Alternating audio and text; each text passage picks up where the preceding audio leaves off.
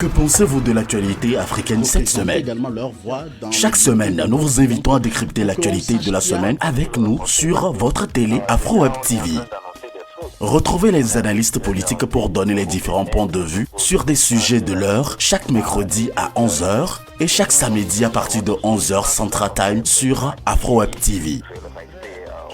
Pour participer, appelez-nous ou envoyez-nous des messages par WhatsApp sur le +1 319 462 89 79.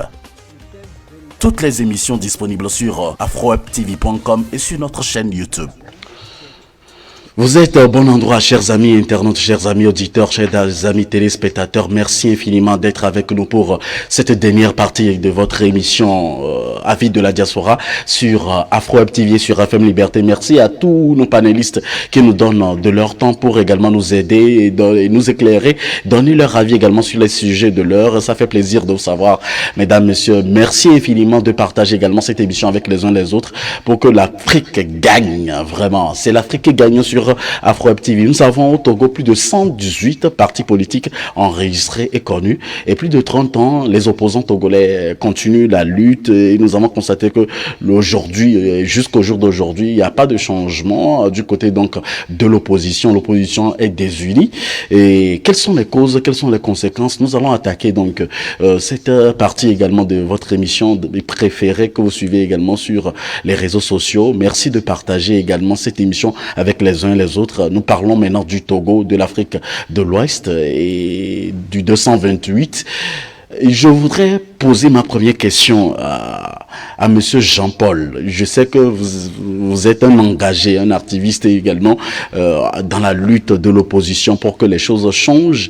Tout ce que je vais vous demander à mes panélistes maintenant, c'est d'avoir l'attention apaisée et de ne pas insulter. Je vous prie pour qu'on puisse aller et également, on puisse relever également ce débat à un niveau exceptionnel aujourd'hui. Alors, Monsieur Jean-Paul, dites-moi, qu'est-ce qui divise l'opposition togolaise? Bon, la façon dont l'opposition togolaise comme francophones sont constituées ne peuvent qu'entraîner une division perpétuelle au sein des diverses formations qui se réclament de l'opposition. Donc, tout d'abord, ce ne sont pas des Africains qui se lèvent et constatent qu'il y a la dictature, qu'il y a la main de la France qui assujettit nos États, mais non. C'est l'oppresseur, le grand oppresseur qui a des sous-oppresseurs, dont la France, et les sous-oppresseurs de la France, ces dictateurs qu'il a placés en tuant nos pères d'indépendance, qui rassemble ces...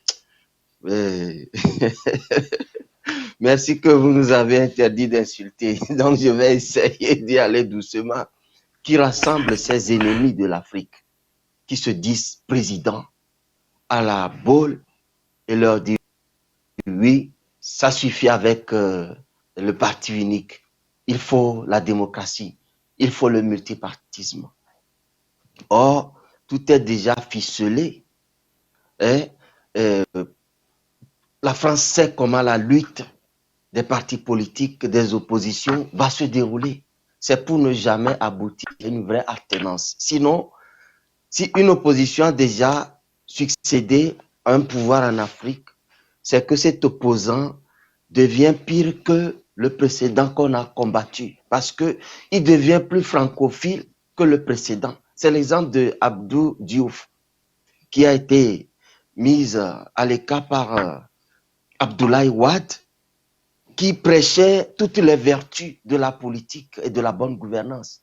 Mais quand Wade est venu, l'argent volé par son fils seul dépasse le budget du Sénégal.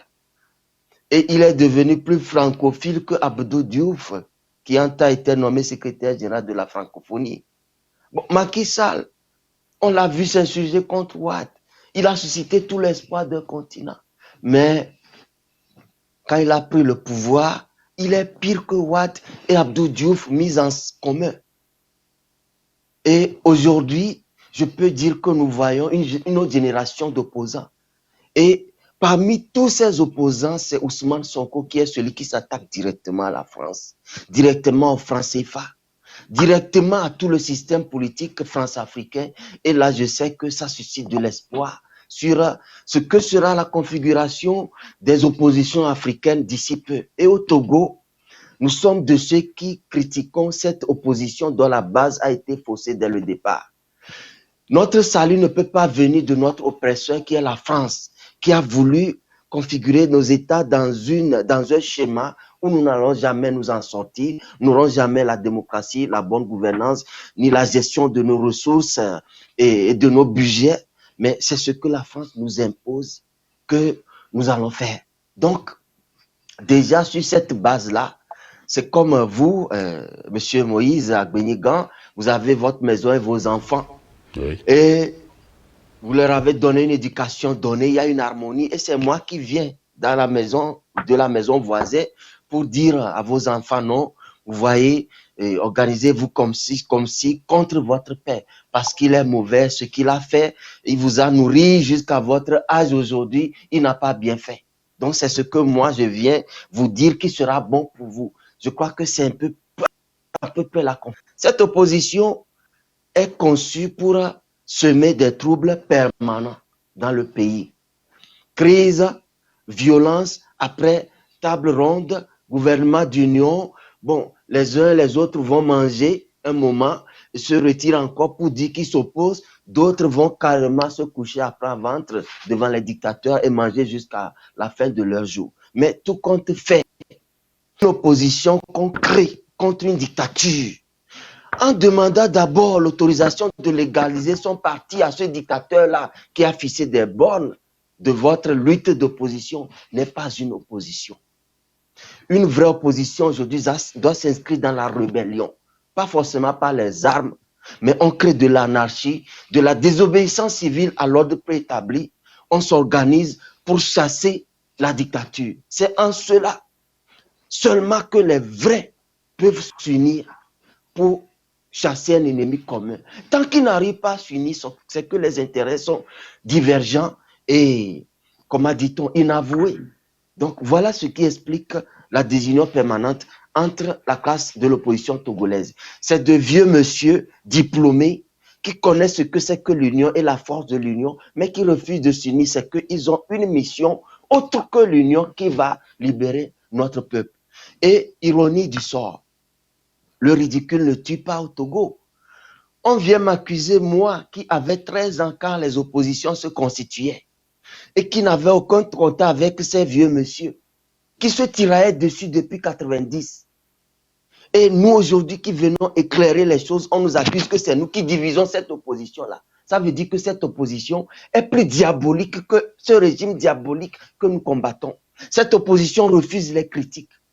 Elle refuse les stratégies de résistance qui vont renverser la dictature. Alors, j'appelle les peuples africains et le peuple togolais à dévouer cette opposition institutionnelle et constituer nous la jeunesse qui n'avons plus le droit de confier nos destins à des faux types. Une vraie opposition résistante, rebelle, pour renverser par tous les moyens. Si l'oppresseur l'exige, nous prendrons les armes. Si il exige, nous prendrons la rue. Alors c'est à lui le choix. Tout compte fait, nous sommes dans la logique d'instaurer une vraie opposition qui va démanteler les dictatures en Afrique et constituer des régimes nationalistes qui seront la solution contre la France-Afrique, le franc CFA et l'exploitation abusive de l'Afrique par l'Occident. Merci, vous êtes au bon endroit pour écouter donc les avis des uns des autres sur la problématique de la désunion de l'opposition togolaise, et ça fait plaisir de vous écouter. Je vais vous donner 4 minutes chacun, comme je viens de donner également 4 minutes à monsieur Jean-Paul pour réagir par rapport à ce sujet. Monsieur Koko Tatang, quelles sont selon vous les raisons de la désunion de l'opposition togolaise? Je n'ai pas compris la question, je vous en prie, vous pouvez recommencer. Oui, je peux reprendre pour vous la question. Quelles sont selon vous les raisons de la désunion de l'opposition togolaise? Donc là, pour répondre de manière précise et concise à votre question, je vais commencer par vous dire une chose. Faites une remarque avec les pays dits occidentaux, c'est-à-dire en France, en Allemagne, en Italie et aux États-Unis, dans tous ces pays développés, les pays que nous appelons aujourd'hui des pays développés. À jamais, vous ne suivez les journalistes parler des partis d'opposition. Aux États-Unis, nous avons les républicains, les démocrates, qui sont même suivis par les mêmes partis d'opposition. En France, c'est la même chose. En Allemagne, c'est la même chose. En Italie, c'est la même chose. Il n'existe pas de parti d'opposition. C'est un terme que je n'aime pas. Quand on dit parti d'opposition, opposer signifie quoi? Il faut attraper le taureau par les cornes. Qu'est-ce qui signifie opposer? C'est uniquement en Afrique et dans les pays sous-développés comme en Amérique latine où ce mot de parti d'opposition ressort le plus souvent. Le mot parti d'opposition en elle-même, en lui-même, je veux dire, est d'abord une escroquerie mentale. Donc, ne tombons pas dans ce piège. Mais, vu qu'on se retrouve en train de s'exprimer en France, en français, je veux dire, et que nos auditeurs, malheureusement, pour la plupart, sont aussi des auditeurs qui comprennent la langue française, utilisons ce mot, tout ça dans le sens figuré. Utilisons le mot opposition dans le sens figuré. Moi, quand je regarde l'histoire du Mali, je remonte légèrement dans les années 63. Je commence par Silvano Olympio. Pour l'histoire du Togo. Je commence par le président Olympio. Jusqu'à qui est parti, qui est revenu encore parler de l'immigrant. Il faut d'abord comprendre l'histoire pour savoir ce qui se passe. Parce que si on ne comprend pas l'histoire, on ne saura jamais ce qui se passe. La France a mystifié un système des partis qui n'existent même pas. Il y a des partis qui ont 0 élus, mais on les appelle partis d'opposition. Il y a des partis gouvernementaux, des partis qui sont créés par le parti au pouvoir pour venir brouiller le jeu de la politique au Togo. Quand ça passe un peu partout dans le précaré, ce qu'ils appellent le précaré, je n'approuve pas ce qu'ils appellent le précaré français. Il y a des partis qu'on appelle partis d'opposition. En effet, ce sont les partis au pouvoir qu'on les envoie pour brouiller le jeu, tromper le peuple, brouiller le jeu. Et ils sont là, ils vous demandent de faire une coalition. Et gare à vous, parce que lors de la coalition, il se peut qu'à la tête de la coalition se trouve un membre du parti au pouvoir. Il vous dit, unissons-nous pour être un. Et lorsqu'on s'unit, il se débrouille à ce que le chef des partis d'opposition sera un pion du parti au pouvoir. C'est de ça que souffre le Togo à nos jours. Il n'y a pas une affaire de désunion. Il y a une affaire de l'opposition qui est hautement infiltrée. Les peu, les opposants au Togo sont vraiment très peu. Je dis bien, les opposants au Togo sont très peu. On les compte au bout du doigt. Par contre, on a une centaine de partis politiques. Croyez-vous qu'un pays comme le Togo, avec, comment je peux dire, 52 000 km², c'est juste 52 000 km². 56 000. 57 000 km². Même si on arrive à 56 000 km², même si on arrive à 56 000 km², moi je veux vous dire que le Tchad c'est 1 million de km² et plus. Le Cameroun c'est 475 000 km² et plus.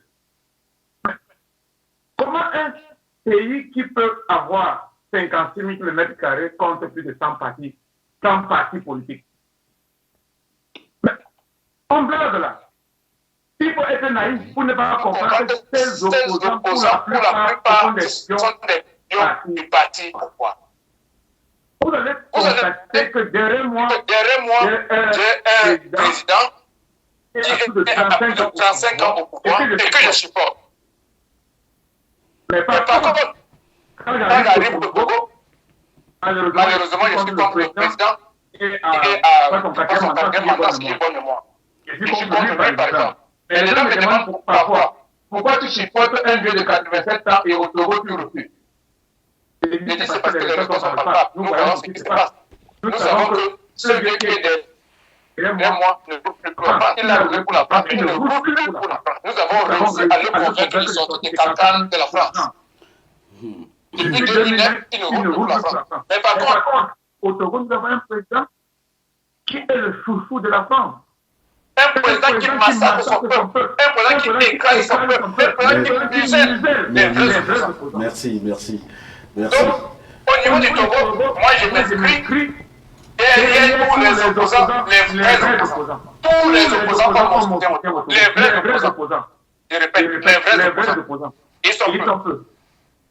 Merci monsieur Koko Tatanga pour votre intervention. Alors merci de respecter toujours mon petit contrat que j'ai avec vous, de ne pas insulter. Alors très rapidement, on va recevoir quelqu'un qui appelle en ce moment. Vous êtes en direct avec nous. Bonjour auditeur en ligne, bonjour. Oui, bonjour. Vous êtes en direct. À qui ai-je l'honneur s'il vous plaît? Oui, mon nom c'est Chable Kambeni. Chable Kambeni. Ah, ok, allez-y, on vous écoute. On vous écoute. Oui, allô, bonjour. Oui, vous êtes en direct avec nous, allez-y, on vous écoute. Ok, merci beaucoup, merci pour m'avoir donné l'antenne. C'est pour participer. Allez-y, vous êtes en direct, allez-y, vous êtes en direct. Ok, c'est pour participer à l'émission et je remercie chacun de...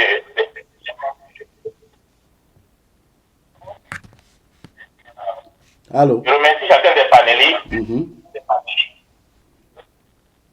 Il y a un retard entre jeudi et... Oui, vous diminuez carrément le volume de votre poste récepteur et puis vous allez parler, tout le monde vous écoutera. Allez-y, on vous écoute. Okay. Donc diminuez juste donc le live chez à tout le monde. Il y a d'autres appels qui rentrent, hein. Allez-y. Allez-y.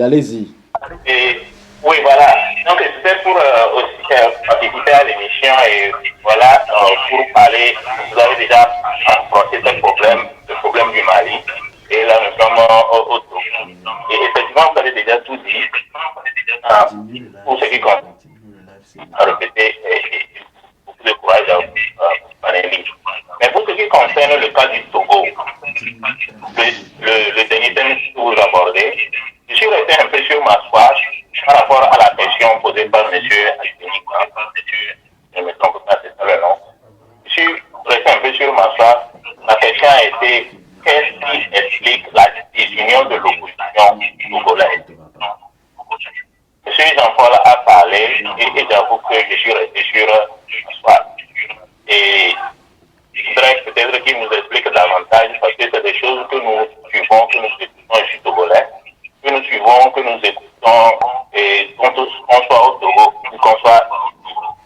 Et il a allé en disant qu'il est temps maintenant que l'on se débarrasse de cette ancienne opposition et de construire une nouvelle opposition. Mais qu'est-ce qui d'abord explique la désunion? C'est ça ma question que je voulais lui poser. Mais je veux donner, moi j'encourage beaucoup le courage de M. Katang, qui affiche le portrait de M. Guilla derrière lui lorsqu'il participe à l'émission. Et quel est l'avis de M. Jean-Paul par rapport à ça? Parce que pendant tout le temps que je connais M. depuis 1999, je ne connais pas personnellement ou physiquement. Et sa lutte a été constante. Mais il accepte de se battre sur le même plateau avec M. Tatang, qui soutient ouvertement M. Paul Biya, qui fait son combat au pouvoir.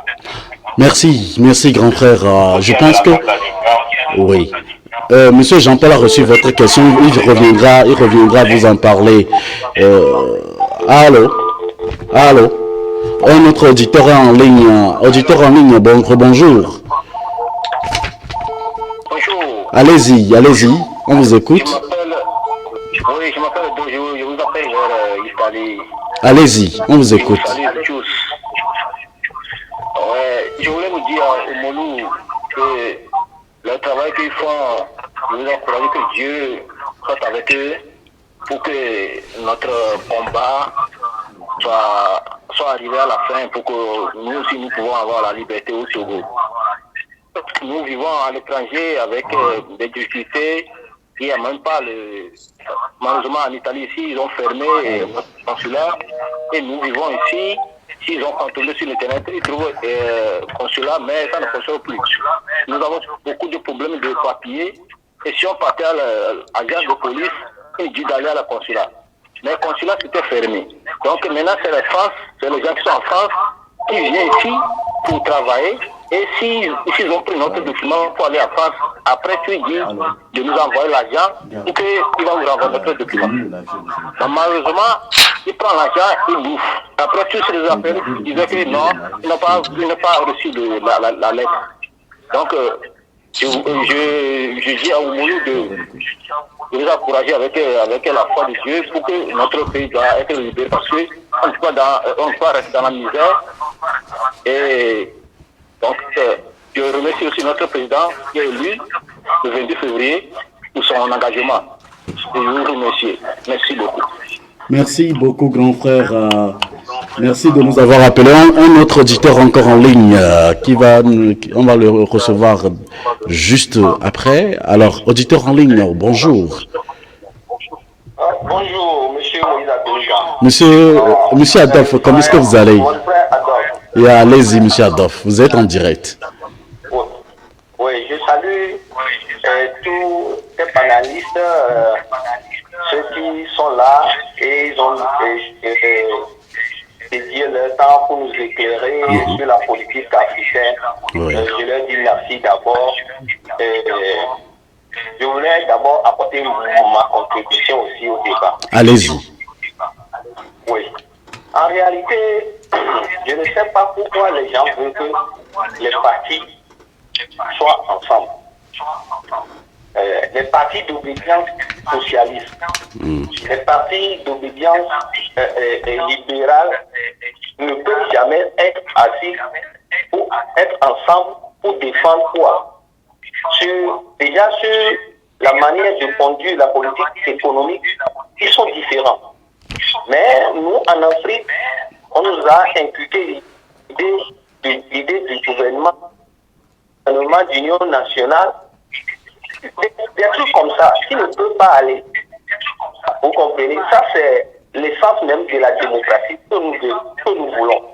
Alors, quand les gens s'investissent à ce que les partis soient ensemble, je dis c'est un faux problème. On n'a pas besoin de l'unicité de la candidature unique au Togo pour gagner les élections. Quand vous suivez les élections au Togo, les Togolais ne votent à la rigueur que 3 partis. Peut-être le parti au pouvoir, et l'UFC, qui est devenu la ANC, et après le cas. Tu ne verras pas d'autres partis inscrits sur la liste, non. Je ne sais pas pourquoi les gens, surtout les gens qui sont à la diaspora, je voulais faire allusion à M. Oumoulou. En réalité, vous ne comprenez pas le réel problème au Togo. Quand vous tassez les opposants de vendus, tout ça là, vous ne connaissez pas. Quand je te dis maintenant, je te pose une question. Qu'est-ce qui s'est passé lors des élections du 22 février? Tu ne donneras aucune raison valable sur ça parce que tu ne maîtrises pas ce qui s'est passé. Et ce qui se passe, c'est que les gens, le pouvoir en place, a un instinct de conservation du pouvoir. Et il fait tout possible pour garder le pouvoir. Par la manipulation, la corruption. Beaucoup des opposants sont intervenus. Le professeur Bougué, il a accusé le pouvoir. Il érige le vol en système de gouvernance. C'est grave pour notre avenir. On amène les lycéens pour représenter les partis d'opposition dans les urnes. On distribue de l'argent à ces petits-là pour signer les PV. Donc les PV sont valables. Ce sont des faux PV, mais qui sont valables. Qu'est-ce que les opposants ont à faire avec ça? Vous insultez les gens. Et quand la dynamique a envoyé des gens pour aller discuter avec les autres partis. On leur a fait savoir la situation. Mais au lieu qu'ils fassent conférence de presse pour dire qu'ils ont rencontré leur homologue, et c'est sur ça. Ils se sont tués sur ça. Ce n'était pour la dernière fois que Mme Adjamagou disait que ces délégués ont été renvoyés. Mais pourquoi les gens se comportent comme ça? Et ce sont ces gens-là que vous suivez. Ce n'est pas possible, M. Omolou. Vous êtes à la diaspora. Il y a aussi des gens qui sont à la diaspora, qui sont partis depuis 90. Ils ont encore les idées des années 90 dans leur tête. Ils ne savent pas que les choses ont évolué. Vous n'êtes pas aux affaires. Comment est-ce que vous voulez lutter? Regardez tout autour de nous. Est-ce que la Guinée, Cellou Dalein Diallo, il a été aux élections combien de fois? 3 fois. Est-ce que c'est parce qu'il a été vendu qu'il n'arrive pas à prendre le pouvoir? Non. Les Ivoiriens là, ils sont là-bas, les Bafoués là, vous regardez les élections qui se sont passées. Il y a combien de candidatures pour les élections présidentielles? Il y a, même au sein de l'RPI, les dissidents de l'RPI sont au nombre de 4 à déposer la candidature. Jamais on a parlé, on a suggéré à ces partis-là de faire de l'union, de l'unicité de candidature. On ne leur a jamais suggéré ça. Parce que c'est sous 2 décisions. On ne peut pas demander à un chat et à la souris d'être dans le même sac. Ce n'est pas possible. L'un va manger l'autre. Dans l'opposition, qui est le chat et qui est la souris? Moi, ce que je vous dis, avant d'attaquer les gens, approchez-vous des gens. Ayez des discussions franches avec les partis d'opposition qui sont sur le terrain et tirez ce qui est meilleur pour nous au lieu d'être sur chaque Facebook et tirer sur les gens chaque jour. Et la contradiction, je voulais soulever la contradiction car notre ami le Camerounais. Paul Biya, ce que nous connaissons Paul Biya comme un dictateur. Depuis Don Fundi, moi j'ai suivi les élections au Cameroun. Qui arrête Don Fundi, on lui a tapé la plante de pied. On a fait tout ça à Don Fundi. Aujourd'hui, on brandit le portrait de Paul Biya comme étant un dictateur, un panafricaniste. Celui qui a été élu avec la bénédiction de le ministre de la coopération, comment il s'appelle, Yves Le Drian. Celui qui a été élu avec la bénédiction de Yves Le Drian, on le présente ça comme un panafricaniste. Mais c'est triste, hein? Regardez ce qui se passe au Tchad. Il y a eu le commandant, le président Batakani qui félicite le petit là qui ne sait même pas lire. On l'a mis à la tête des Tchadiens. Mais on dit que le Idriss est le père est mort, vive le père. Tout ça là, c'est de la comédie, hein, c'est de la blague. Merci, monsieur Adolphe.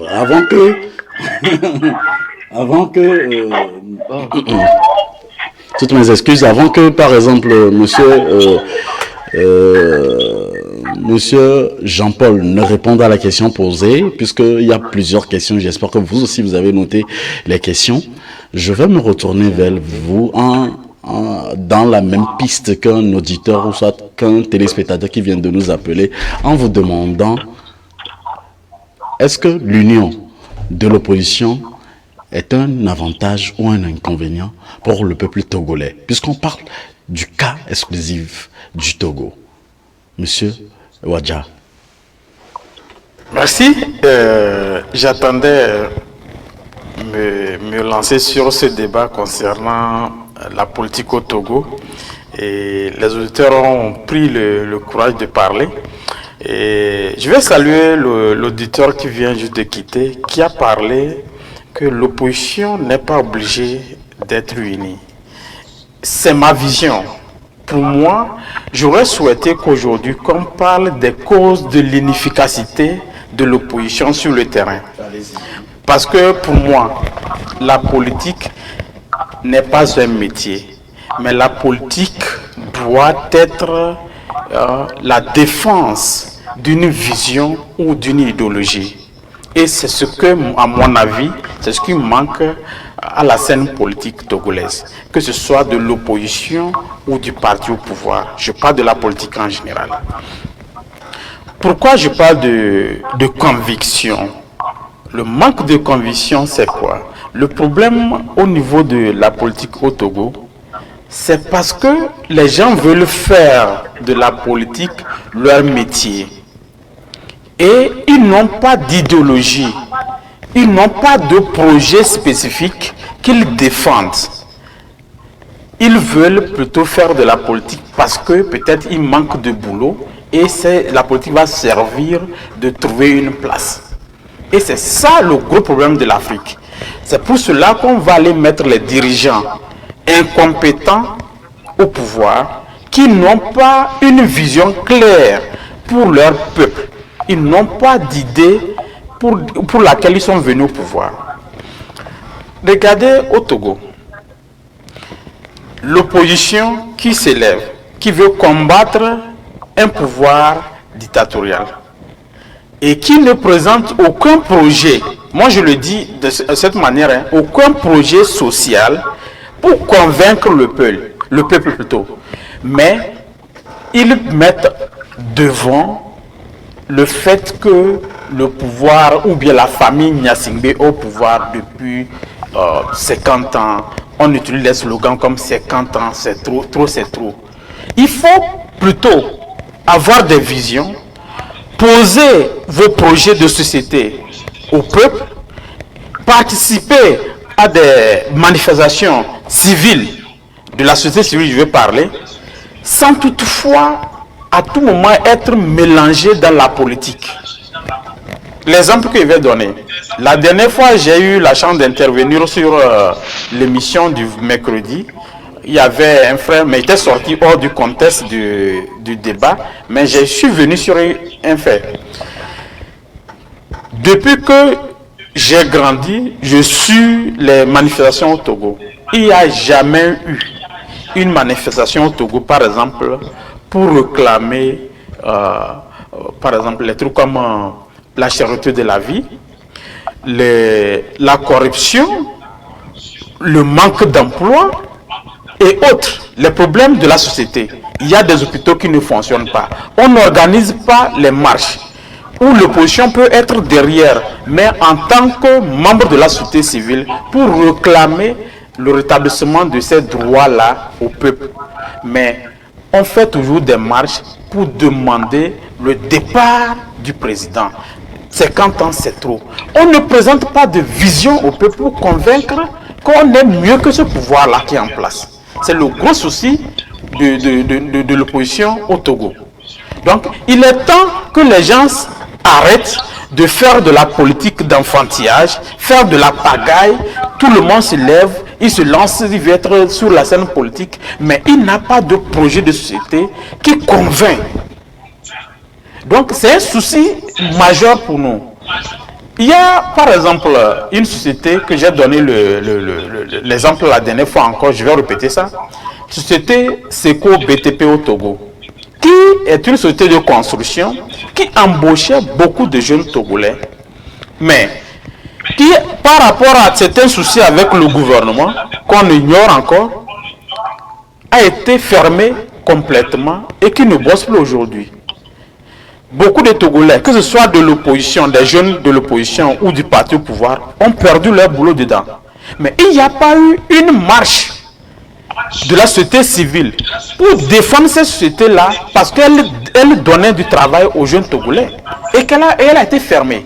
Ce sont des trucs que l'opposition, en principe, doit saisir ces occasions-là pour manifester, rentrer dans la marche de la société civile et prouver au peuple que nous sommes de votre côté. Que vous soyez du bord du parti au pouvoir ou de l'opposition, quand il y a une question qui touche la société, nous sommes impliqués dedans. Donc c'est ça qui prouve qu'on est vraiment déterminé à prendre le pouvoir. Pas parce qu'on a envie d'être au pouvoir, mais parce qu'on défend des idéologies, parce qu'on défend l'intérêt du peuple. Donc c'est le souci que nous avons et moi je pense que l'opposition n'est pas obligée d'être unie, mais plutôt il faut qu'ils aient des visions, des projets de société pour pouvoir convaincre le peuple. Merci. Merci à M. Wadja. Merci beaucoup à M. Wadja. Il a été vraiment précis et succinct et nous avons chacun maintenant 2 minutes. C'est vrai, si vous voulez, on peut encore étendre cela. Je sais que vous n'avez pas le temps, mais si vous voulez, cela dépend de vous. Puisqu'on vient de nous donner encore beaucoup de temps d'antenne pour apporter des solutions. Monsieur Jean-Paul, aujourd'hui, vous avez écouté également l'auditeur. Je vais vous permettre également de répondre aux questions posées par les auditeurs, de donner votre avis. Et moi, je voudrais vous demander quelle est la solution. Vous faites partie du DMK et vous militez beaucoup pour le peuple. Quelle est la solution que vous proposez? Dites-nous les réponses que vous avez pour les questions posées par les auditeurs et répondez également à ma question. Bon, ok, je commence par le dernier auditeur. Je crois qu'il a pris tout son temps pour me sermonner, ok. C'est qu'il ne sait rien de ce que nous faisons, parce que c'est juste des bouches médisantes, puisqu'il nous accuse que nous ne venons pas sur le terrain. Et moi, j'ai pris des risques essentiels. J'ai mené plusieurs missions. De 2017 à 2020, je suis descendu au moins 8 fois sur le terrain. Donc, je suis allé au Burkina où j'ai fait un travail avec le ballet citoyen. Et pour mettre un peu le piment dans les choses, le 1er octobre 2019, j'étais à la place de l'Indépendance et j'ai fait une vidéo et j'ai mobilisé la vraie opposition à être sérieuse vraiment.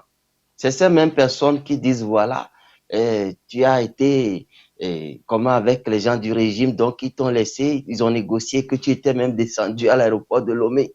Et le 4 janvier 2020, j'étais arrêté devant la présidence de la République, j'avais fait une courte vidéo. C'est Dieu qui était descendu nous sauver. Donc, ce monsieur, c'est quelqu'un qui s'est préparé pour venir dire des choses pour salir, tout simplement. Ces opposants, nous avons tout fait pour nous entretenir avec eux. Et le 11 septembre 2018, nous avons adressé un mémorandum clair, nous, la diaspora, pour leur dire le dialogue que nous avons refusé, qui faisait le 27e à la suite du mouvement de Tikbi, qu'ils ont entamé le 19 février 2018, ne doit pas avoir lieu parce que c'est une diversion orchestrée par le régime. Nous avons vu le rôle que la CEDEAO a joué. L'affaire des 30 millions, Abbas Kaboua finira par révéler que c'est plus de 300 millions. Jean-Pierre Fabre a taillé sa part et a donné 30 millions aux autres. Un mémorandum était sorti le 11 septembre pour leur dire faisons ceci, mobilisons le peuple. Soit nous réclamons des réformes pour aller aux élections législatives parce que c'est important. Soit nous nous mobilisons pour les bloquer parce qu'il n'y a pas de réforme. Mais tout allait dans ce sens quand le 4 décembre, où la campagne législative devait débuter, on apprend de la C14 que le mouvement de protestation annoncé pour le 4 décembre est annulé et qu'on va faire Togo mort. C'est-à-dire une façon de laisser le boulevard à ces plaisantés qui vont aller battre une campagne où ils ont présenté des anciennes vidéos pour nommer des députés. Voilà, nous en souffrons tous aujourd'hui. Monsieur Jean-Pierre Fabre-Constant n'aime pas écouter. Au moins, Agbeibopé, à son âme, il écoutait. Apévon Dodi, il n'aime pas écouter. Donc, c'est des gens qui nous rejettent et nos mémorandums qu'on leur adresse, c'est leurs militants qui viennent s'en moquer sur la toile. Vous parlez de quoi, monsieur? Donc, ces gens ne sont pas sérieux. Ils ont une mission en dehors de libérer le peuple. Le frère vient de le dire. Je crois que les deux l'ont dit. Un petit pays qui a plus de 120 partis politiques. Et aujourd'hui, c'est une affaire de business. C'est clair qu'il ne sait pas. Celui-là est stupide. Il est tout simplement ignorant pour ne pas savoir que les opposants font de la politique un business juteux. Voilà. Bon, maintenant, quelqu'un concernant les élections, les fraudes, j'ai été délégué pour le CASCOS en 2016. Je sais comment les gens du EPT viennent vous menacer de donner les procès verbaux originaux contre de l'argent, ou bien on vous tue, ou bien vous aurez ce que vous devez avoir. J'ai été témoin dans le Wawa et l'Amou, donc il n'a rien à m'apprendre sur la fraude électorale. Mais si c'est que toute l'opposition était unie, au moins à l'issue du premier tour, derrière le vainqueur, le pouvoir n'allait pas avoir cette force-là. Et qui ne sait pas que des mallettes ont circulé dans la main de tous ces opposants qui, dès la fin du scrutin, ont reconnu la victoire d'Agbéomé. Puis, par magie, ils ont fait tous volte-face. Vous vivez sur quelle planète? Donc, nous n'accusons personne sans preuve. Nous accusons parce qu'ils sont accusables. Ensuite, quelqu'un qui n'est pas convaincu par ma réponse donnée à la désunion de l'opposition, je vais encore être précis. Notre opposition n'est pas née d'elle-même. Ce que tu fais dans la vie venant de toi, en même temps que tu le fais sincèrement. Ce que François Mitterrand vient t'imposer pour une Afrique qu'il n'aime pas, ça ne sera jamais du bon. Et la France a anticipé les révoltes africaines pour les embrouiller avec une lutte opposante qui n'avait pas raison d'être jusqu'à ce que nous obtenions la démocratie d'abord. Et au Togo, précisément, on a eu seulement 2 acquis de toute la lutte qui a duré plus de 30 ans. On a pu obtenir la conférence nationale souveraine, dans quel contexte tout le peuple s'est uni, dans le MO5. Ensuite, quand le peuple s'est toujours uni dans le code collectif de l'opposition démocratique, on a obtenu la constitution de 1992. Puis, le multipartisme est là, et puis les guerres entre les opposants sont nées. Le frère camerounais l'a expliqué, beaucoup de partis, on le sait, ils sont pivotés par le pouvoir. Qui ne le sait pas, Djeritama Baskaboa. Et aujourd'hui, à Pevondoji, avec ses FDR, moi j'en ai les preuves. J'en ai les preuves. Et nous allons d'ailleurs le dire pour que les gens aient les choses claires. Donc, en dehors de ça, c'est les intérêts. Ainsi, toi, je laisse ton parti, tu vas me dépasser. Et Jean-Pierre Fa, par exemple, que des aînés ont conseillé d'aller soutenir Tikpi qui s'est soulevé le 19 août 2017. Réponds, nous sommes dans la lutte depuis, ce n'est pas Tikpi qui va venir, est-ce que c'est nous qui allons partir aider Tikpi? Et il dit encore, je vais tuer, comment ça s'appelle, Eto, c'est quoi Eto en français? C'est quel? Bon, ou bien le tigre, bon, moi je vais tuer le tigre, je vais aller à la chasse, tuer le tigre, et puis venir manger à Bobby qui est le petit poisson là que nos bonnes dames vendent au marché. Donc, l'allégorie de Jean-Pierre Fa veut dire, je ne peux pas être dans cette lutte depuis, et puis quelqu'un d'autre va devenir président. Si c'est ça que le dictateur reste là-bas, qui ne comprend pas ce jeu malsain là, qui ne comprend pas. Bref, l'opposition dans sa forme actuelle ne s'unira jamais, parce qu'elle n'est pas faite pour s'unir. Elle est faite pour s'opposer entre elles, et la plupart accompagnent le pouvoir pour des objectifs précis. Et si toi tu viens, tu sors de ce cadre-là fixé par la France et la dictature en place qui crée les normes pour avoir ton parti politique, on te tue comme tu as vu à Morée, on te tue comme Djobo Boukari, on te tue comme Atucha Gobli, on te chasse en exil comme Tikpi Achadam, on te chasse en exil comme Monseigneur Podjo et président Agbéomé, que cela soit clair. Jusque-là, on n'a pas les preuves qu'il a été chassé. Monseigneur Podjo a été chassé, Monsieur Jean-Pierre. Oui. Jusque-là, on n'a pas les preuves que Monseigneur a été chassé. Oui, il a eu des intimidations et on ne pouvait pas le tuer comme ça. Donc, ayant surtout peur pour la vie de son assistant, parce que son premier assistant, David Bruce, avait été comme ça enlevé, torturé et brûlé derrière Lomé 2. Aucune communication n'a été faite. Aucune communication n'a été faite, aucune presse n'a écrit sur ça. Non, tout le monde le sait, il a été enlevé dans les moments forts de la lutte entre 90 et 93 là. Donc, tout le monde le sait. Seulement, la vérité sur sa mort échappe à beaucoup. Nous, on l'a appris. Il a été torturé au camp derrière Lomé 2. Il y a un stade là-bas qu'on a conçu pour les défilés militaires. C'est dans son sous-sol qu'il a été torturé et brûlé. Il est brûlé. On ne retrouvera jamais son corps. Et c'est tout récemment que je l'ai aussi annoncé à Monseigneur Podjo. Donc voilà, il ne veut pas cela à Marc Mondi comme menace, parce que c'est grâce à Marc Mondi que Monseigneur Podjo tient, parce que lui-même il le dit, c'est son assistant providentiel. Donc merci Monsieur Jean-Paul, ça fait plaisir. Et il ne veut pas que ce qui est arrivé à David Bruce lui arrive. Ensuite, pour terminer, la solution, c'est que chaque Togolais se lève pour la tenance. Et si on se lève, et chacun veut vraiment la tenance, si c'est vous, Monsieur Moïse, qui êtes devant, je vous soutiendrai. Si c'est un dissident qui vient du régime il n'y a pas longtemps, mais qui veut vraiment la tenance, je vais le soutenir.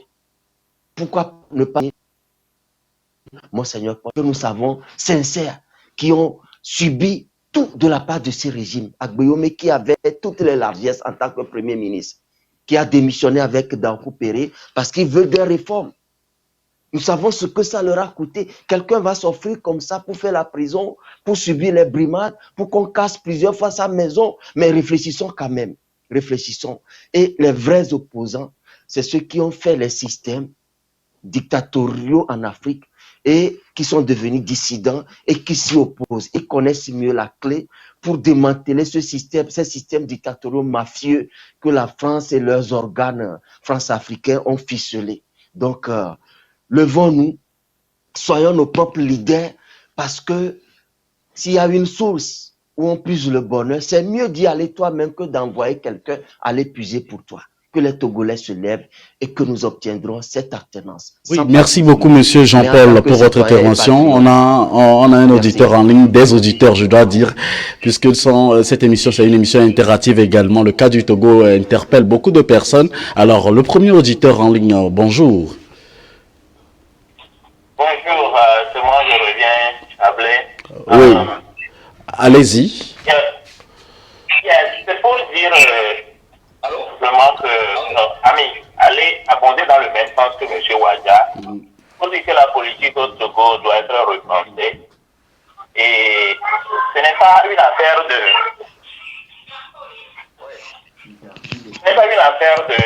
je suis opposant, je ne suis pas opposant, mais quel est le projet que nous apportons? Ou bien, ces politiciens apportent à la population. Quelle solution vous apportez à leurs problèmes, que vous soyez du côté de l'opposition ou que vous soyez au pouvoir? Il ne faut pas combattre le pouvoir pour le pouvoir juste parce que je veux le pouvoir, ou comme M. Ouadja l'a dit, il est resté, ça fait 50 ans, le père a fait 38 ans, le fils a fait 20 ans, le tout a fait 50 ans, et on ne le veut pas au pouvoir. Est-ce que c'est ça la solution? Qu'est-ce que cela dit? Moi, par exemple, à ma grand-mère à Dapan, qui veut peut-être qu'il y a les pluies, ou bien qui veut les fertilisants pour son sang, et qui n'en trouve pas. Est-ce que, soit l'opposition, ceux qui combattent le pouvoir, parce que celui qui est au pouvoir a besoin de l'opposition. Qu'est-ce qu'il fait dans ce sens? Pour que, par exemple, ma grand-mère qui a besoin de fertilisants d'abord et des fertilisants, pour que lorsque je produis le manioc, que je puisse vendre le manioc et scolariser mes enfants. Pour que je produise le maïs, que je puisse scolariser mes enfants avec le maïs que je vais produire. Mais ce que on nous sert, ou bien ce que l'opposition nous sert depuis 1990, c'est la même chose. Il faut que l'autre partie, que moi je prenne le pouvoir. Ça ne se fait pas comme ça. M. Katanga a dit que l'opposition, c'est dans les pays sous-développés qu'on attend ce mot, qu'on nous emploie souvent ce mot. Voyez-vous, dans les pays développés, celui qui n'est pas au pouvoir et qui fait la politique, un élu local, peut aller voir celui qui est au pouvoir pour le développement d'un projet qu'il a apporté dans une région, par exemple dans cette circonscription électorale, qui, dans l'opposition togolaise, et qui était à l'Assemblée nationale depuis 1994, quel projet ils ont apporté dans une circonscription électorale pour dire que bon voilà, vous l'avez vu, et j'ai vu les financiers, et bon voilà, ils vont venir développer telle structure, ou bien une usine de sucrerie à Anier, ou bien le riz d'Agou, on va redévelopper ça, trouvez-moi, j'ai l'argent, et votez pour moi pour que je vous représente à l'Assemblée nationale qui devait créer beaucoup plus d'emplois. Non, tout ce que nous attendons, c'est des réformes constitutionnelles, institutionnelles, et il faut que le pouvoir ne se présente pas encore à un mandat, et s'il se présente encore, moi je ne peux pas me présenter, ou bien on va faire l'opposition de l'Union. Mes chers amis, il faut qu'on en arrête avec ça, et repenser la politique pour le bien de la population, que je sois dans l'opposition, que je ne sois pas dans l'opposition.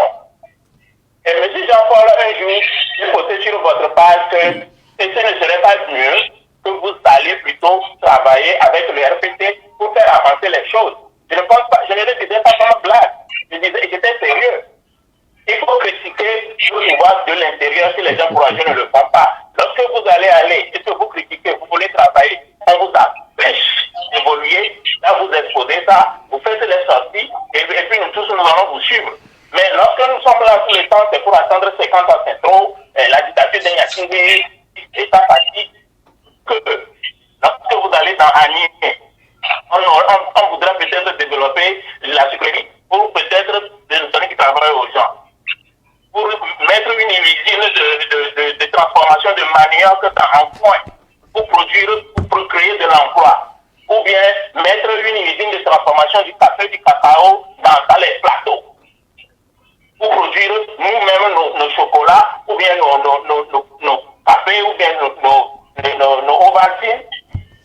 Je n'ai jamais vu, si le parti au pouvoir ne le fait pas, je n'ai jamais vu un opposant porteur de projet pour le développement de la nation. Il a touché du doigt un problème de séco. Nous n'allons pas rentrer dedans, je ne sais pas ce qui s'est passé, mais d'après lui dire, c'est parce qu'il recruterait trop et qu'il aurait la faveur des jeunes et de la population. C'est dans ce sens-là que nous devons mener nos luttes. C'est dans cette direction qu'on doit s'orienter. Sinon, les discours de 50 ans, c'est trop, je vous dis que ça ne fait absolument rien à personne, parce qu'ils ne comprennent même pas ce que 50 ans, c'est trop. Ça veut dire quoi? Mais lorsque vous allez dire à la population que non, le maïs que vous produisez, lorsque vous le vendez à 300, ça ne suffit pas pour ceci. Ou bien les hôpitaux. Vous n'avez pas d'hôpital ou des dispensaires dans vos localités. L'hôpital principal, soit à Salimé, à Tapamé, à Lomé, n'a pas de matériel, n'est pas, comment on appelle, on n'a pas les infrastructures matérielles et tout. Les gens vont commencer par se réveiller. Lorsque je vais à l'hôpital, si ma femme va faire césarienne, lorsque je suis atteint de palu, si je ne paie pas 1200, je ne peux pas être consulté. Mais je n'ai pas 1200. Lorsque les personnes âgées, ceux qui ont travaillé 50 à 30 ans dans le pays, ceux qui ont été paysans, tout, vous êtes âgés, il faut créer une couverture sociale. Vous n'avez pas cette couverture sociale-là. On ne peut pas continuer par laisser ce régime-là nous conduire. Là, on va comprendre. Mais vous savez les discours de 50 ans. À qui ça fait chaud, à qui ça fait froid. Critiquez, le parti au pouvoir a besoin de l'opposition. Critiquez-les. C'est vous qui avez soutenu les gens qui étaient même, qui recevaient comment on dit ça là, des générosités du pouvoir. Il y a des titres du genre le chef de file de l'opposition avec toutes les prérogatives qui l'accompagnaient. Personne n'a dit, parce que je ne te reconnais pas président, je ne vais pas accepter me faire nommer par toi comme chef de file de l'opposition. Merci. Merci, grand frère. Merci. Merci. On vous a saisi, on a saisi votre position. Il y a beaucoup de personnes en ligne. Je pense là qu'il faut donner à la lutte, plutôt, comme l'a dit M. Ouadja, des manifestations civiles et politiques pour réclamer. Merci beaucoup. Pour la population. Merci beaucoup, grand frère. On a encore un autre auditeur en ligne. Auditeur, bonjour, bonsoir. Bonjour. Monsieur Adolphe, allez-y. Oui. Je suis revenu juste pour ce qu'a dit mon frère Jean-Paul. Vous savez, monsieur Jean-Paul, vous voyez l'exemple que vous donnez, l'exemple dont les moyens dont personne ne peut vérifier. Que Jean-Pierre Fabre a dit ceci, et les manettes dans laquelle on a mis l'argent, Jean-Pierre Fabre est parti là-bas tout juste. Lui, il a pris les 300 millions rapidement devant ses camarades, alors que tous ceux qui ont participé sont partis du pouvoir Ouattara ont attesté que Jean-Pierre Fabre n'a pas touché la valise. Vous comprenez? C'est très difficile, quoi. Hein? Ce n'est pas bon de dire des choses comme ça. Ça, c'est un terme à groupe. Je n'ai pas dit ce que vous dites. Qui a besoin d'être soudé, cohérent. Il y a des informations qu'on règle au sein du groupe et non à l'extérieur. Regardez, vous donnez l'exemple d'Abbas Kaboua. Hein? Cet homme-là, qui ne le connaît, c'est rigolo. Hein? Quelqu'un qui dit, quelqu'un lève, quelqu'un prend, il chante. Mais, et tu as foi en ce qu'il a dit, mais c'est pas sérieux. Hein? Ce n'est pas sérieux. Abbas Kaboua, tu ne peux pas prendre l'exemple d'Abbas Kaboua pour justifier quoi que ce soit. Et d'ailleurs, pour les reports des matchs là, et qui a dit ça? Tu n'as pas suivi Ouro Diba, qui a représenté PNP dans le groupe, qui l'a accusé. Quand on organise des manifestations, on envoie les gens dans les préfectures. Lui, il s'en va, il est très proche du président guinéen là. On dit que PNP n'est pas d'accord. Et on rappelle les gens dans les préfectures, on les ramène. Tout ça là, vous avez suivi. Mais vous tirez sur les gens, ce n'est pas bien. Moi, je dis encore que ce n'est pas bien. Ce n'est pas bien parce qu'il est trop facile avec la nouvelle technologie d'être dans sa chambre et imaginer des choses. Moi, je discute avec les gens qui même sont à la diaspora, ils racontent des choses terribles que tu ne peux pas croire sur des gens. Quelqu'un qui dit que les Américains sont au courant, comme si les Américains ont placé des appareils dans les urnes pour connaître que c'est Agbéoumé qui a gagné. Vous voyez quelqu'un qui est en Europe qui dit ça. Et quelqu'un qui est aux États-Unis qui dit ça. Il va aller raconter ça au pays. C'est pas juste. Bon, pour le dernier, celui qui m'a précédé là, les gens sont au Togo, ils ne connaissent pas le régime du RPT. Bon, si les opposants n'amènent pas de projet, les gens de la diaspora, les difficultés qu'ils ont lorsqu'ils amènent des projets au Togo. Il y a maintenant, monsieur Lesson, il y a maintenant le guichet de la diaspora qui est ouvert pour ceux qui sont à la diaspora. Mais c'est qui dit que c'est en œuvre, non? C'est en œuvre. Ce n'est pas encore effectif. D'abord, il faudrait qu'on donne la confiance aux Togolais. Il faudrait donner la confiance aux Togolais sur ce sujet. Hein? Regardez, des gens qui amènent des projets, le régime ferme, et le petit apprenti qui après avoir fini l'apprentissage, qui ouvre son atelier, on fait ou impôt, et on lui casse. C'est le régime qui ne veut pas de projet. Quand vous êtes là, vous accusez les opposants pour manifester. Alors, le rôle de la société civile, c'est la société civile qui et l'opposition interpelle le gouvernement sur ça au niveau de l'Assemblée. Mais il ne faut pas mélanger les choses. Nous connaissons la vie que mènent nos frères au Togo, les difficultés qu'ils traversent, les projets même qu'ils sont là, dès que tu sors le projet est déjà mort. Hein? Mais c'est triste. Quand les gens ils parlent, bon, si tu veux soutenir le régime, d'accord, on sait que tu es du régime, mais ne dis pas des choses que tu ne connais pas. Hein? Merci, monsieur Lasson. Monsieur Adolphe, merci beaucoup. Merci beaucoup, monsieur Adolphe. Les esprits sont chauds. Apaisez-vous, s'il vous plaît. Dans le calme et dans la paix, nous pouvons encore résoudre et trouver solution à nos problèmes africains. Nous discutons du cas du Togo, de la désunion du cas du Togo exclusivement. Monsieur Koko Tatang, vous avez écouté carrément les questions, je pense que vous les avez notées également. Vous soutenez, quand je veux paraphraser un peu l'auditeur, vous soutenez un président qui fait plus de 30 ans également à la présidence, et aujourd'hui vous êtes face à quelqu'un comme monsieur Jean-Paul Omolou qui est contre cela. Et qu'en dites-vous? Ce n'est pas moi qui vous pose la question, mais c'est un auditeur qui vous l'a posé. Et également, moi je voudrais vous poser la question de savoir que proposez-vous, que peut faire l'opposition togolaise dans cette désunion-là pour mettre le peuple en avant, c'est-à-dire que pour faire gagner le peuple.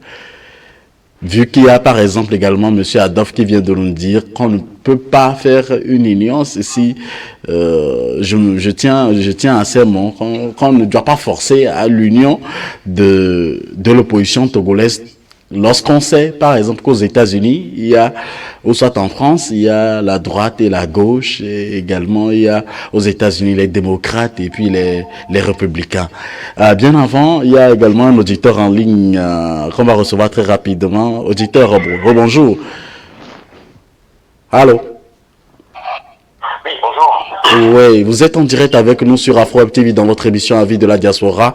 Vous voulez intervenir par rapport à la dernière thématique et dites-nous votre point de vue, s'il vous plaît. À qui ai-je l'honneur, s'il vous plaît? Allô? Allô? À qui ai-je l'honneur, s'il vous plaît? Oui, nous vous écoutons. Présentez-vous, s'il vous plaît, et allez-y. Alors, mon nom est Yves Agbessi. Monsieur Yves Agbessi, on vous écoute. Parfait. Alors, j'aimerais brièvement revenir sur les propos de M. Oumoulou à l'instant. Et dans un premier temps, j'aimerais féliciter leur travail, qui n'est pas simple. Ils se battent depuis des lustres pour relever des problèmes rencontrés par tant la communauté togolaise à l'étranger que la communauté togolaise sur place, qui galère, qui souffre des nuisances de ce régime.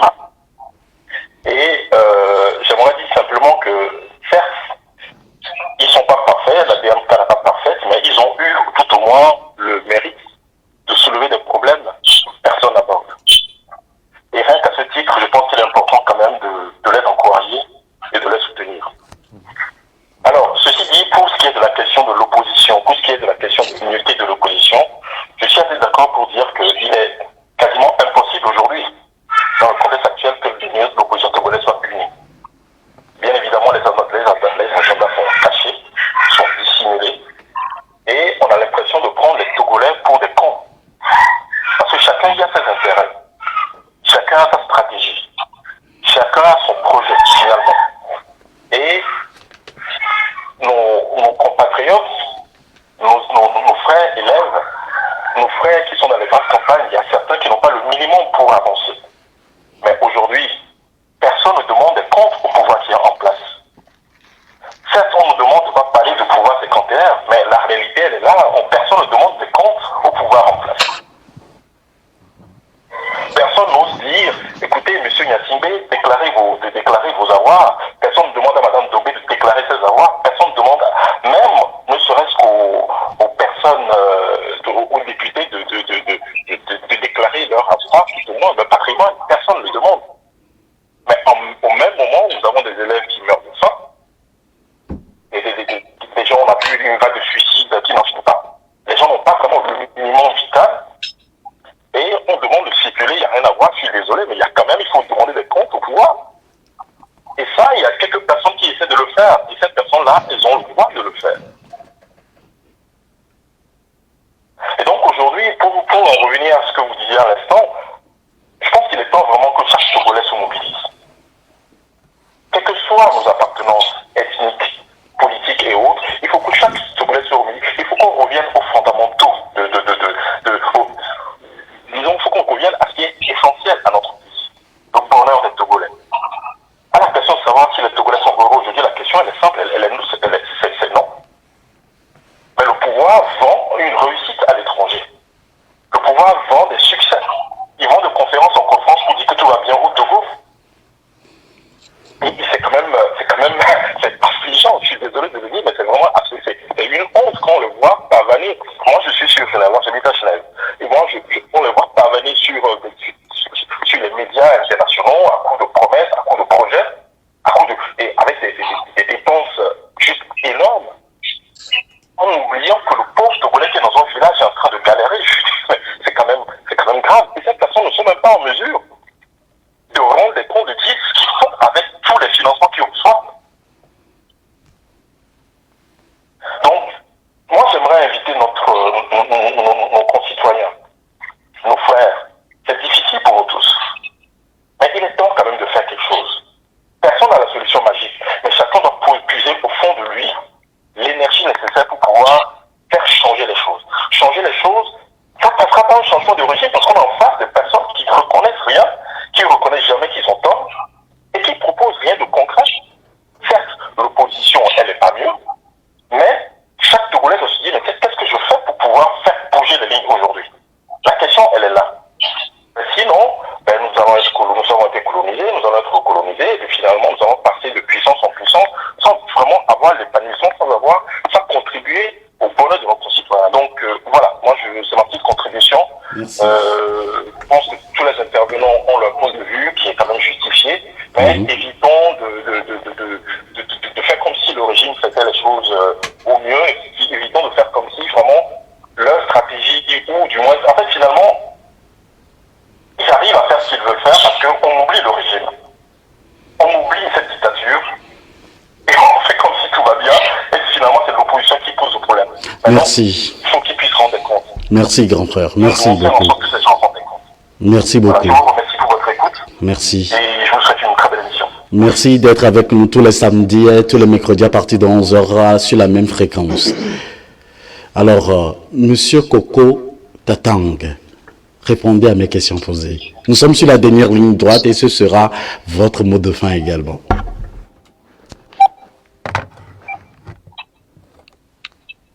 Vous avez dit mon mot de fin et pourtant... Vous allez répondre aux questions posées et mettre votre mot de fin en même temps, puisque nous venons de boucler 3 heures d'émission. En tout cas, c'est vous le maître du jeu. C'est vous le maître du jeu, donc on se plie à votre volonté. Merci. Bon, je voudrais répondre très rapidement à un monsieur qui a appelé et il dit que je condamnerai le président togolais et pourtant je supporte un président qu'on voit en image. Je voudrais d'abord vous dire une chose.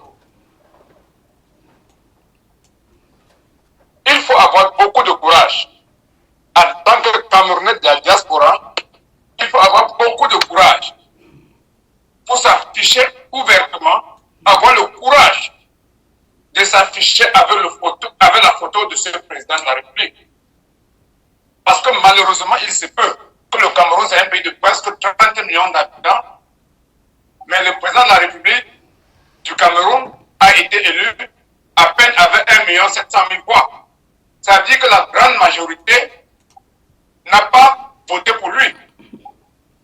Mais la majorité n'a pas voté pour lui, mais la majorité n'a voté pour personne d'autre. Alors, je peux expliquer à ceux qui veulent bien m'écouter, et surtout à un des appelants qu'on appelle, je crois que c'est Ador, si j'ai bonne mémoire, Oui. qui a appelé. Moi, en Afrique, je soutiens tous les présidents qui sont rejetés par la France. Je soutiens tous les présidents qui sont rejetés par la France. Quand la France n'aime pas un président, c'est que ce président travaille bien. Que cela soit clair et que cela soit ancré dans le cerveau du Sud-Africain. C'est votre point de vue. Et nous avons hérité d'une colonisation avec les contrats qui ont été signés en 1959, disant que le sous-sol africain appartient à la France pour une période de 50 ans, allant de 1959 à 2009.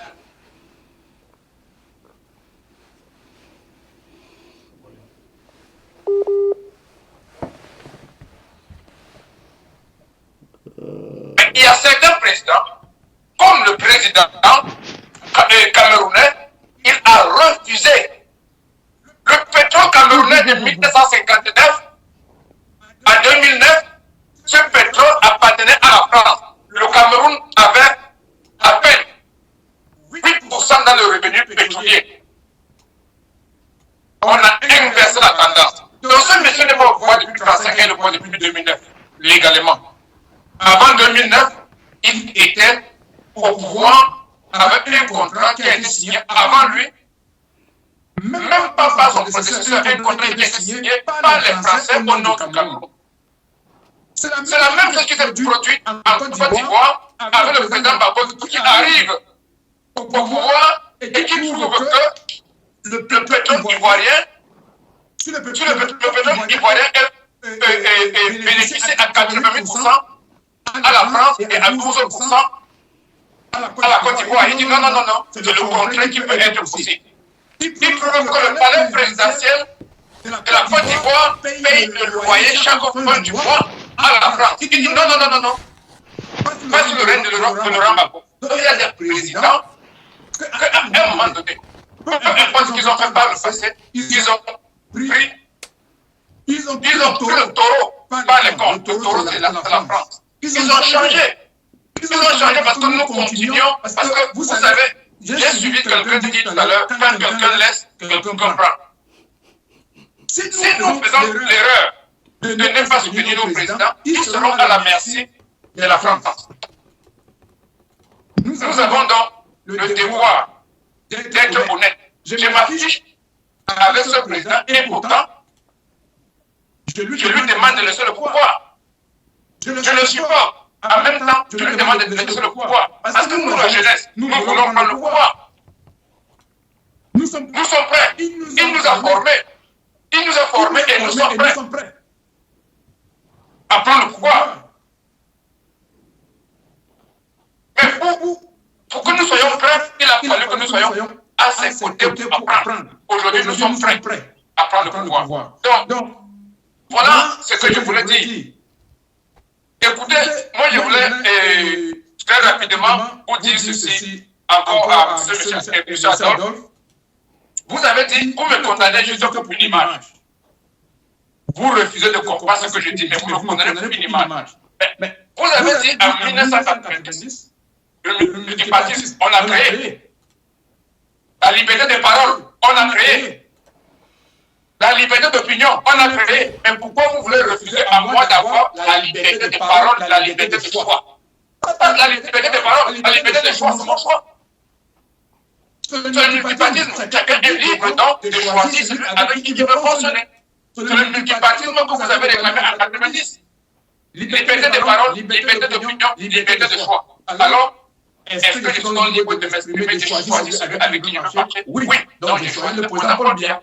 Le Togo, je dis que je ne choisis pas parce qu'en 2009, le président togolais a reconduit les accords coloniaux qui lient le Togo et la France pendant 50 ans. Voilà pourquoi je ne supporte pas.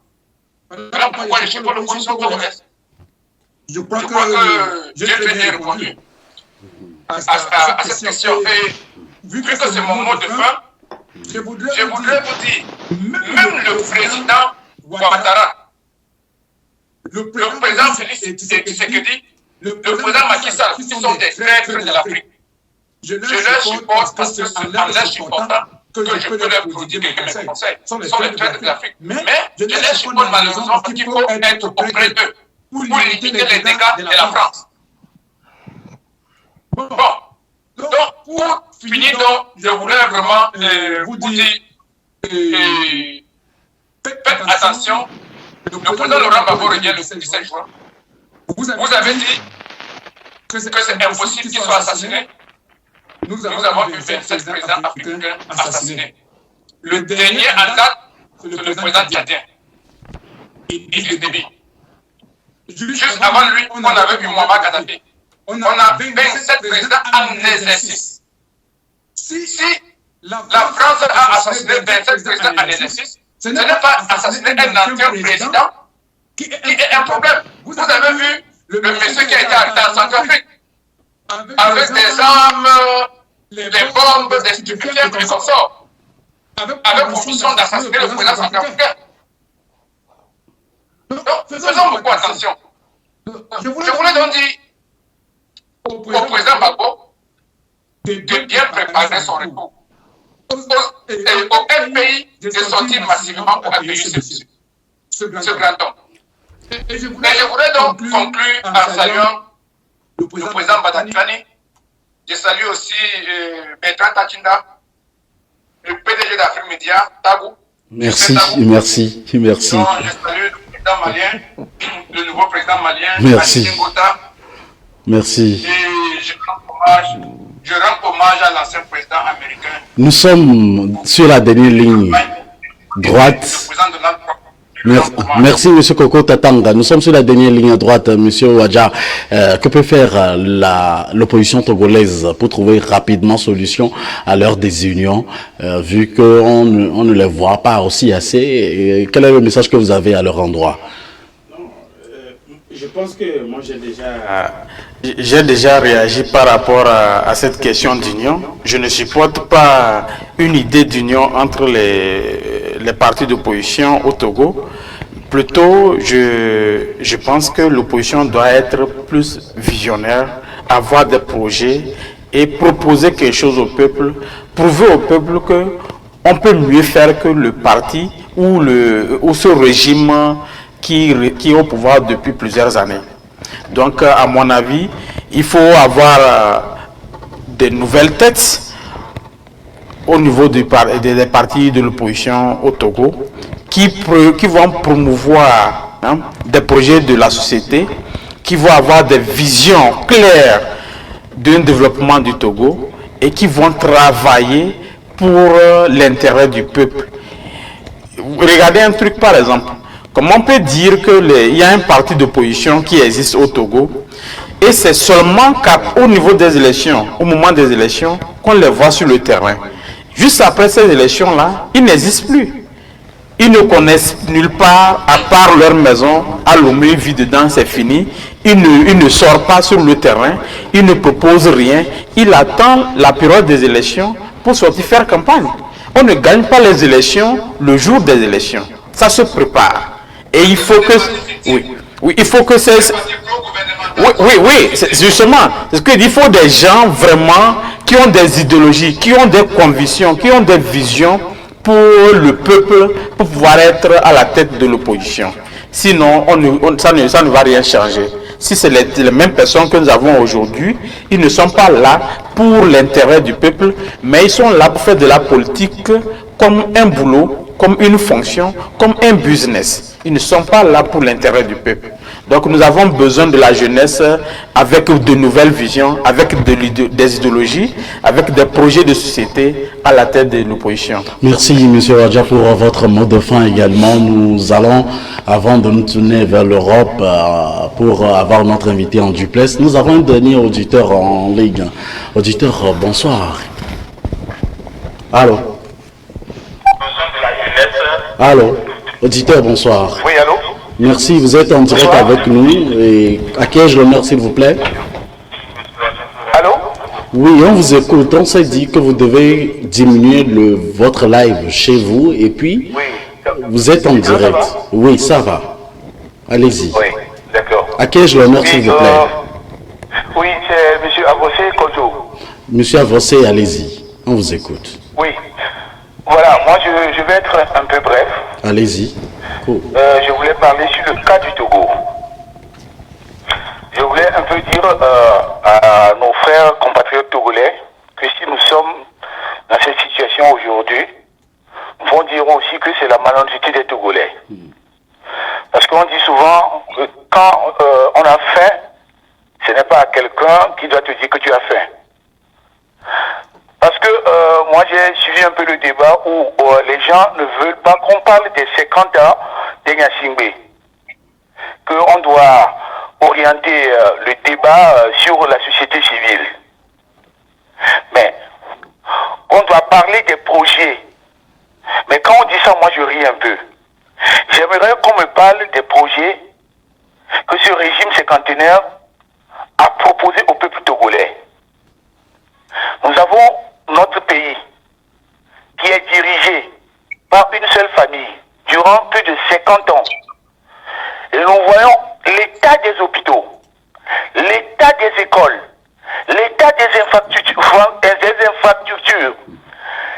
Tout est abandonné. Je dis bien tout est abandonné. Et si on parle de ça, les gens ne veulent pas. On parle des 50 ans d'Enyasingbe. Moi, ça m'étonne un peu. Nous devons savoir qu'une dictature, on ne peut pas chasser une dictature avec un projet. Une dictature, il faut la combattre. Il faut la dénoncer par tous les moyens. Si on peut prendre le pouvoir par un projet, je suis sûr certain que 2020, le régime allait tomber.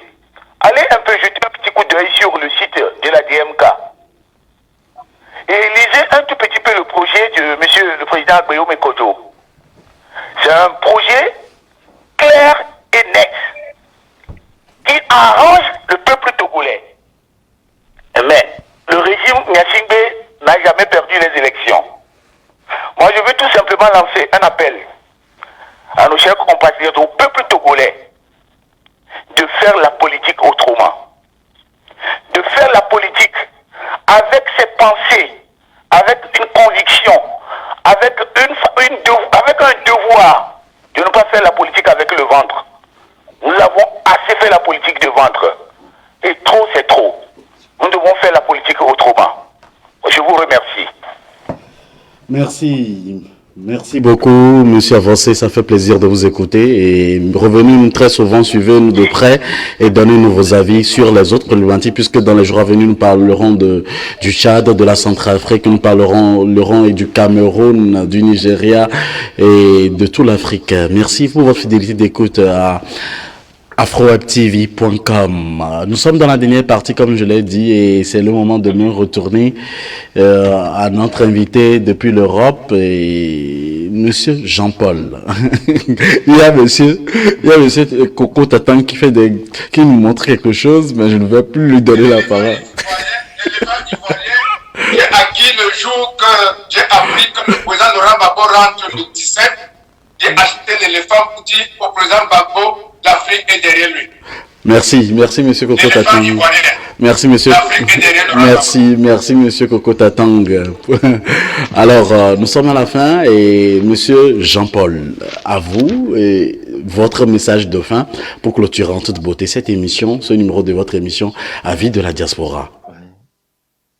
Voilà, tout d'abord, dire merci à vous de nous donner cette occasion en or.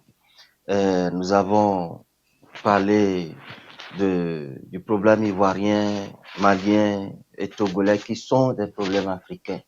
Que les Ivoiriens sachent que nous sommes de cœur avec eux, nous sommes le peuple ivoirien et que nous serons tous derrière le président Gbagbo pour son retour au pays. Au Mali, nous soutenons Assimi Goïta et son équipe et j'appelle les panafricains à se mobiliser pour que le Mali s'en sorte. Toute l'Afrique s'en sortirait gagnante. Bon, quant au Togo, je crois que M.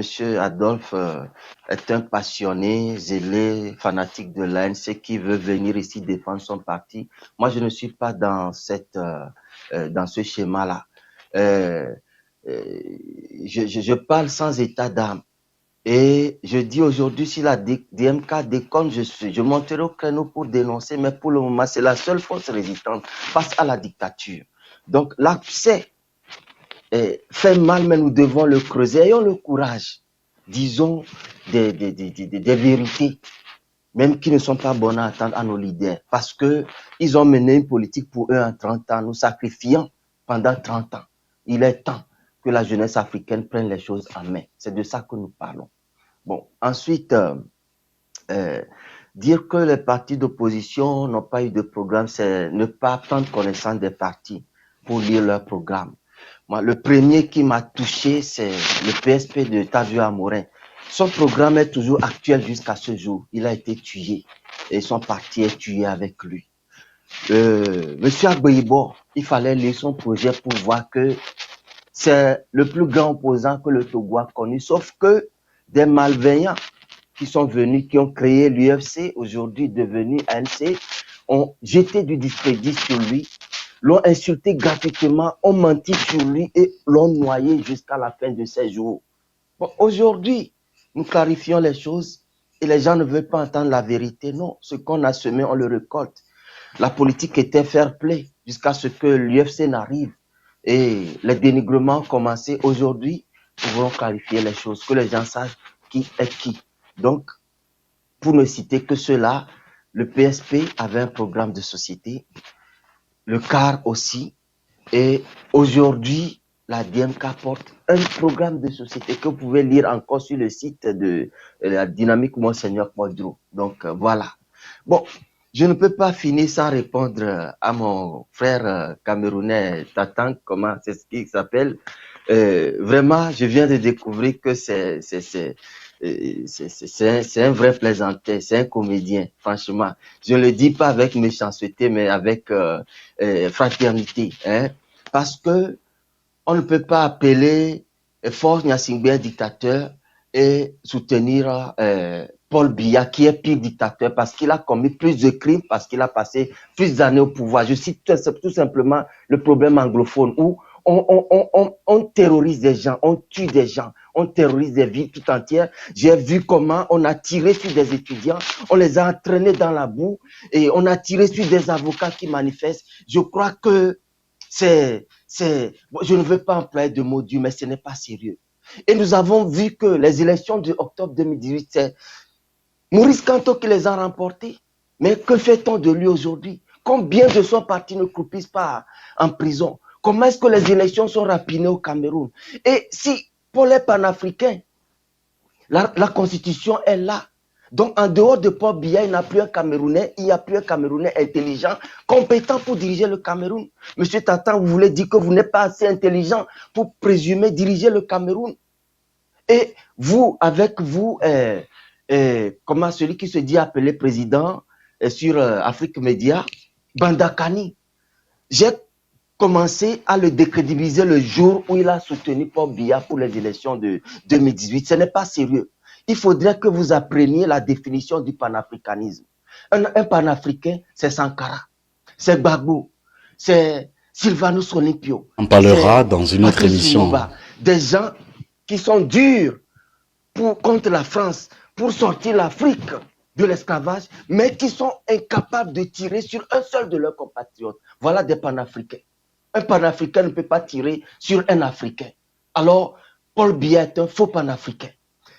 Il est pire que Fonya Singbe au Togo. Merci. Et moi je dis, soyons sérieux. Soyons sérieux. Ce n'est pas pour notre ventre que nous allons sacrifier les valeurs humaines. Alors, mon frère, avec fraternité, je te dis, c'est de la plaisanterie de soutenir une catastrophe telle que Paul Biya. Il est un démon que nous devons combattre comme Fonya Singbe. Merci d'avoir accepté notre invitation aujourd'hui. Merci d'avoir accepté mon petit contrat avec vous aussi. Et je voudrais dire un sincère merci également à Monsieur Koko Tatang, malgré son indisponibilité. Monsieur Moïse, excusez-moi, je veux rappeler que le Cameroun, que la France déteste, abrite une base militaire à l'aéroport de qui s'appelle comment? Nougaoundéré, à la moitié nord du pays. La base militaire française est là-bas. La France est contre vous et à sa base, elle ne vous tue pas. Arrêtez de nous bluffer. Arrêtez de nous mentir. Merci, on fera une émission spéciale. Merci, monsieur Jean-Paul Omolo. Vous êtes analyste, activiste, acteur politique. Merci infiniment à vous. Et merci également à monsieur Koko Tatang. Tout le monde demande une seconde, on ne va pas finir l'émission. Monsieur Koko Tatang, allez-y pour... Le 17 juin, soyons tous éléphants. Soyons tous des éléphants. Soyons tous des éléphants le 17 juin.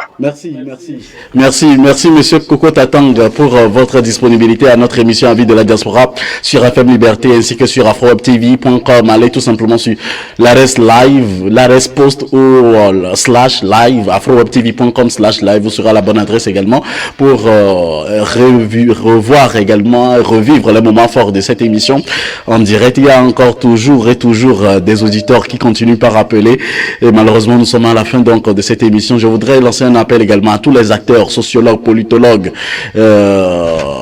à tous les analystes, également à vous tous qui êtes les bonnes personnes pour nous aider pour faire des débats dignes de ce nom sur afrowebtv.com, sur FM Liberté, professeur, docteur, journaliste, avocat. Contactez-nous tout simplement sur le 319 462 89 79, le numéro affiché à votre petit écran, et vous serez à la bonne adresse pour participer, pour qu'on vous invite également, on vous reçoive par Messenger, par tous les réseaux sociaux possibles, et pour qu'on puisse savoir également vos idées, vos appréhensions sur surtout vos opinions sur les différentes questions de l'Afrique.